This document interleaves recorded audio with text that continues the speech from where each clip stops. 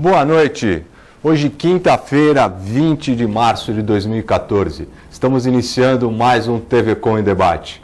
Hoje, com a grata satisfação de receber aqui em nossos estúdios o comentarista Nelson Rodrigues. Nelson, obrigado de novo pela presença. É sempre um prazer dividir a bancada com você. Obrigado, Conde. É sempre um prazer enorme estar dividindo a bancada com você. E sempre que a gente faz um programa, a gente tem uma máxima, né? Sempre que nós fazemos um programa junto, o programa é um programa de alto nível. É isso né? mesmo. Sempre bomba, aí o pessoal participa de forma bastante intensiva, né? Então, damos sorte, né? Claro, eu espero que a gente continue essa tradição e esse seja mais um programa e que todos os nossos telespectadores apreciem. E também recebendo o Joaquim Fernandes. Joaquim, prazer também. O Joaquim, que é multimídia, eu tenho escutado você na rádio aqui na TV Com, sempre presente. Um prazer também dividir essa bancada na quinta-feira com você. Legal, Rogério, muito obrigado. É sempre um prazer estar aqui com você. Não foram muitos programas, mas sempre foram programas legais comandados por você e principalmente com o Nelson, que nós já fizemos debates acalorados aqui, né, Nelson? É verdade. Já debatemos. Eu até esperei o Rogério apresentá-lo para poder cumprimentá-lo no ar, né? E também dizer que nós tivemos a oportunidade de fazer um programa, nós dois aqui juntos, uma oportunidade que o programa foi a picos de audiência.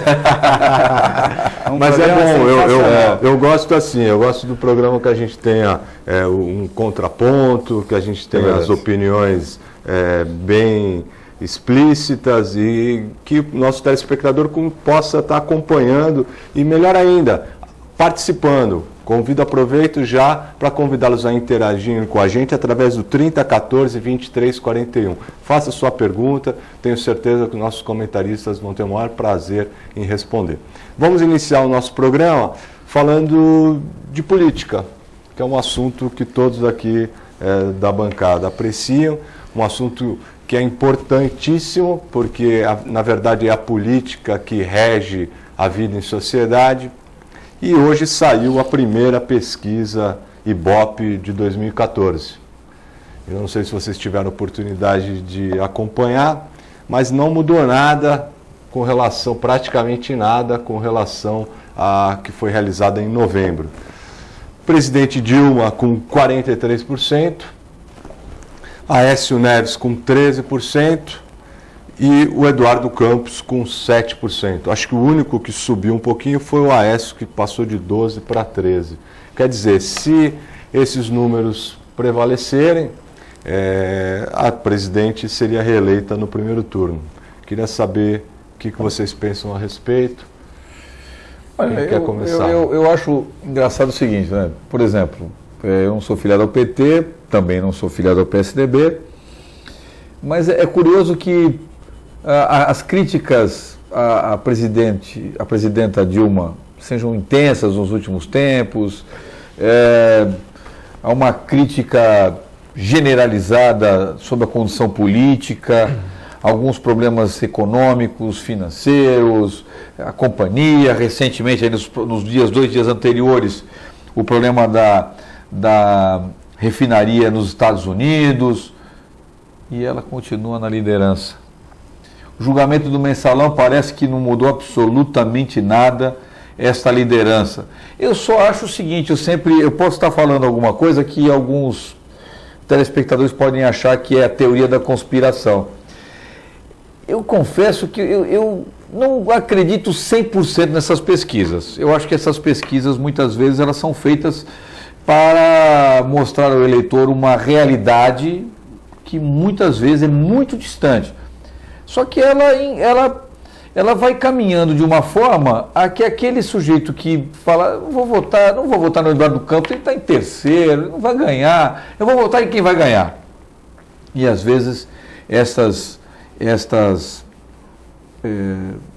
pesquisas induzem a uma parte do eleitorado a acreditar que está desta forma. Claro, Norte e Nordeste, principalmente Nordeste, a Dilma é muito forte. Nós não sabemos ainda como é que o Eduardo Campos vai começar a enfrentar esta questão. Tanto que o Comitê Central dele é em São Paulo. Né? O Comitê Central do Comitê é São Paulo. Ele já tem se posicionado ultimamente de uma forma um pouco mais incisiva com relação às críticas a presidente. Eu acho que, de repente, a gente pode começar a assistir ou presenciar um cenário talvez um pouco mais dinâmico. Mais agora ácido. nessa, né? Você acha, Nelson, que os programas de transferência de renda muito fortes, principalmente no Norte e no Nordeste, vão influenciar? Acho que é por esse motivo que as pesquisas continuam mostrando esses números? Ou você acha que as coisas ainda vão mudar mais, um pouco mais para frente? Olha, eu tenho... Ou não vão mudar? Eu acho que nada fica igual, né? A gente não sabe qual vai ser a variação dessa mudança, né? Que nível ela vai se dar. Agora, eu tenho uma tendência a ter um posicionamento muito próximo ao que o Joaquim colocou em relação aos institutos de pesquisa. Eu acho que o nosso país ele precisava abrir um pouco mais o leque para outros institutos, até internacionais, enfim, abrir de uma forma geral, né? Porque eu vejo que no nosso país está muito concentrado em 1 ou 2 institutos que ficam mapeando. Na verdade, desculpa te interromper, na verdade eu particularmente acho que nem deveria ser proibido. Eu acho que deveria ser proibido. Eu acho que induz demais. Minha opinião pessoal, Rogério Conde falando, eu acho que induz demais. Até como candidato, você também já teve essa experiência de participar pessoalmente no processo político e tudo. Eu acho que induz demais. Você percebe que as pessoas têm esse sentimento que para nós, nós ficamos até indignados. É a mesma coisa que aquele cidadão que acorda cedinho no dia da eleição para ir para a praia e ele pega o santinho que já no chão para ele poder ter um número, porque senão ele não sabe e vota no primeiro só para poder ir para a praia. E eu acho que as pesquisas, principalmente essas muito antecipadas, acabam de alguma forma induzindo às vezes o eleitor ao erro. Eu acho também.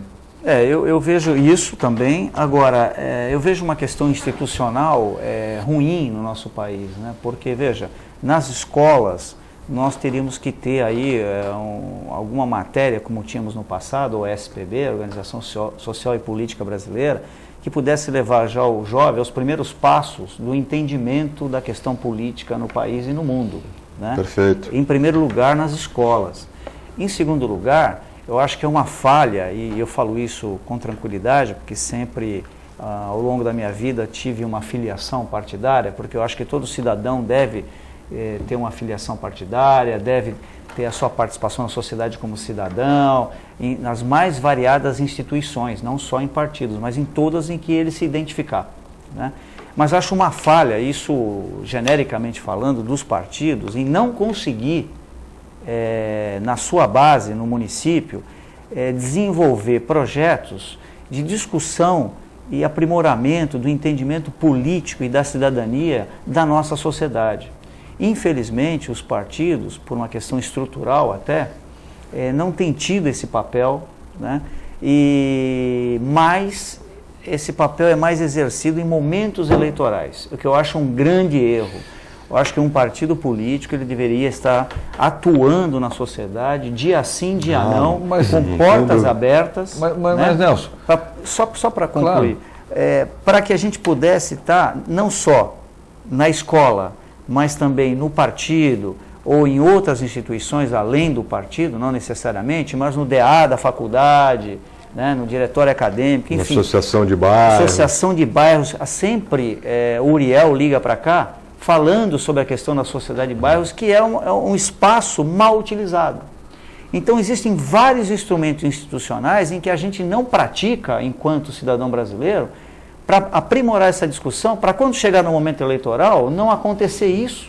Tem um voto com mais qualidade. Que é o voto com menos ou mais qualidade, e para não ter esse problema da indução dos institutos de pesquisa, porque se você tem uma clareza daquilo que você quer para o país e aquilo que você vai fazer no dia do voto, você não vai ser induzido por um instituto de pesquisa. Deixa só, Joaquim, antes só complementar.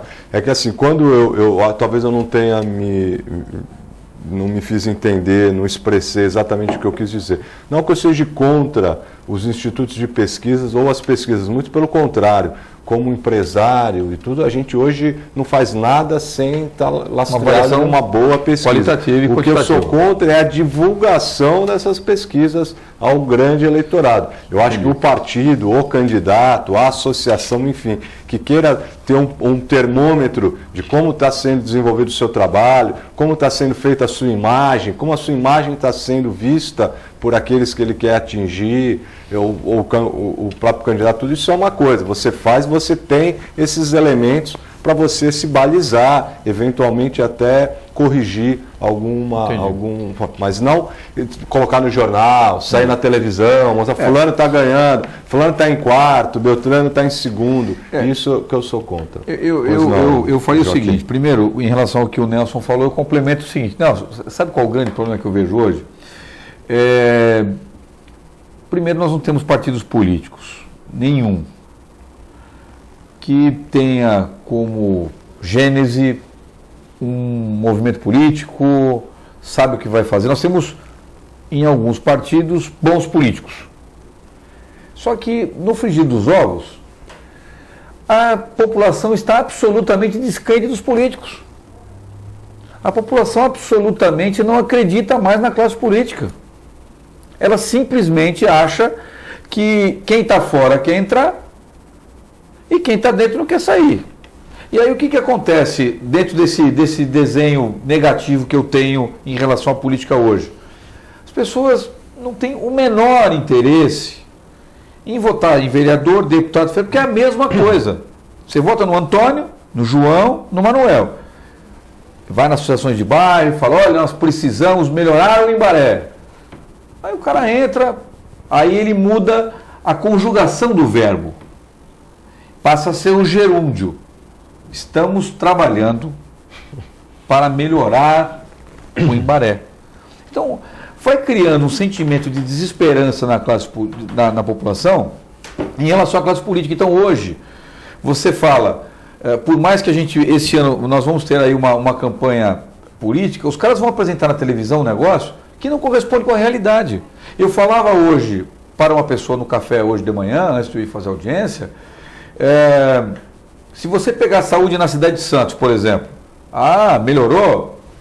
Olha, eu desde que me conheço por gente, se você vai colocar um ou outro equipamento de saúde a mais na cidade, em São Vicente, Santos, mas na verdade, o pronto-socorro do Macuco é o mesmo há 20, 30 anos. A população aumentou aritmeticamente, mas o posto é o mesmo. Então como é que o cidadão aqui pode acreditar na cidade, pode acreditar no político, pode acreditar no prefeito, não é o Paulo especificamente, pode acreditar na classe política, se ele não vê objetiva e realisticamente alguma coisa. Quais são os projetos de lei aqui na cidade? Quais são as atividades do legislativo, do executivo, para pensar a cidade? Você que é empresário sabe disso. Você pensa a tua empresa daqui a 10 anos. Qual é o pensamento, qual é o projeto político, econômico, de transporte na região, na cidade de Santos, para daqui a 20 anos? Nenhum, é verdade. Nenhum. Então, mas se me permite... É a famosa falta de planejamento a longo prazo. Que é uma característica do brasileiro, né? Essa falta de planejamento é um negócio. Exatamente em cima disso que o Rogério Conde colocou, a falta de planejamento, ela se dá de uma maneira genérica, né? Eu vejo, não vou nem citar, porque aí se a gente cita um país ou outro, acha que a gente quer comparar, acha que o outro é melhor, não é por isso. Mas é a forma de pensar, né? Então a gente sabe que tem países em que um projeto na área pública ou privada, ele tem uma maturação e faz parte, está interiorizado no cidadão daquele país, em qualquer área de atuação profissional dele, que ele vai atuar em projetos e esse projeto vai ter um tempo de maturação até ele ser aplicado, mas ele é real, faz parte da vida profissional dele trabalhar em cima de projeto. E nós tivemos dificuldades ao longo dos últimos 50 anos, desde a década de 50 para cá, que houve alterações bruscas no método de ensino nacional, né? Baseado na época dos meus pais, dos meus avós na escola francesa, depois foi baseado após a Segunda Guerra Mundial na escola técnica americana, né? Então, nós não tivemos ao longo desses últimos 50, 80 anos um projeto educacional único para o país como um todo, como projeto de desenvolvimento do país. Isso faz com que aqueles alunos das universidades, dos colégios técnicos, que fazem os cursos, aliás, temos ótimos cursos, mas eles se percam ao longo do tempo porque você não tem um direcionamento da sociedade produtiva. Por quê? Porque, ao contrário de outros países, a gente não tem um link, e isso eu falei na campanha eleitoral de 2012, a gente não tem, defendi esse posicionamento, a gente não tem um link da universidade com o setor produtivo e com o setor governamental. E com o setor cultural também. Sem dúvida, mas do ponto de vista da produtividade do país, esse tripé é fundamental. Então ele está desconectado.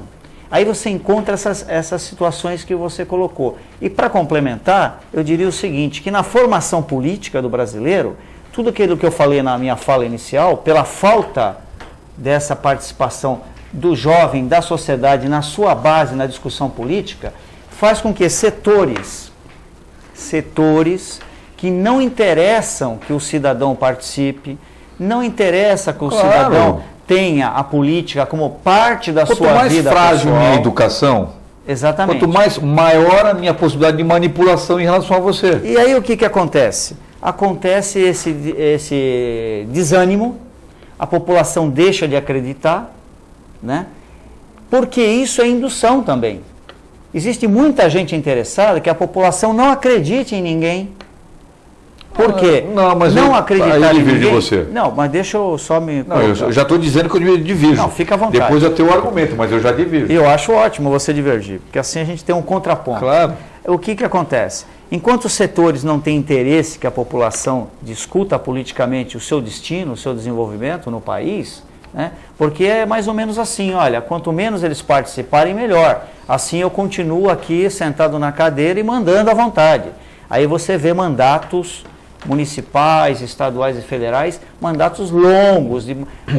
Tem parlamentares a nível municipal, estadual e federal que mandato de 30, 40 anos, porque não interessa que outros assentem naquela cadeira. Posso? Né? Só tem um detalhe. Fica à vontade. Só tem um detalhe. Nós sabemos também que muitos parlamentares que se elegem 30 anos, 20 anos, vereadores, deputados, compram voto.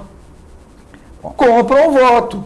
Isso é fato, todo mundo sabe. Todo mundo sabe que na eleição o cara faz uma verba ao longo do tempo para comprar o voto. Aí o telespectador pergunta, mas como compra o voto? Compra o voto, literalmente. Então ele diz, olha, se você votar em mim, eu te dou R$100. Aí você vai falar assim, mas qual é a garantia que ele vai ter que o sujeito vai dar os R$100 para ele? Nenhuma. Mas ele tem uma probabilidade.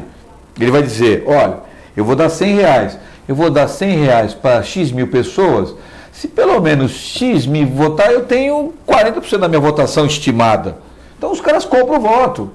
Então, na verdade, por exemplo, processo eleitoral mas aí é onde entra o que o Nelson estava falando, se nós tivéssemos um projeto de educação desde a base, que eu canso de repetir isso aqui, que é a saída do país, um investimento maciço em educação, onde nós vamos formar uma geração de brasileiros nova, com uma consciência muito superior, com o sentido de cidadania muito aguçado, aí sim... Que impediria a compra e a venda do voto. Exatamente. Sim, aí perfeito, sim, mas perfeito. aí a gente começa naquilo que havíamos tocado antes. Investimento, planejamento de década, em educação de qualidade mesmo. Agora, Conde, veja só, aí se a gente colocar ano eleitoral... Deixa eu só te interromper mais um minuto. Perdão. Eu não sei se vocês tiveram a oportunidade de ver também, eu li hoje um artigo do Nizam Guanais, naquela revista RG Vogue, ele falando, ele teve uma... Ele é muito bom, né? Assim, eu tenho uma admiração muito grande por ele. E ele colocou aquilo de uma forma, eu não vou saber passar para vocês exatamente. Mas, em síntese, ele quis dizer que a classe média que nós estamos formando atualmente, dá um valor tão grande para os bens materiais e que a cultura, por isso que eu te interrompi aquela hora sobre as universidades e tudo, que lá fora, principalmente na Europa e nos Estados Unidos, ele percebe que as classes mais favorecidas, elas não são favorecidas só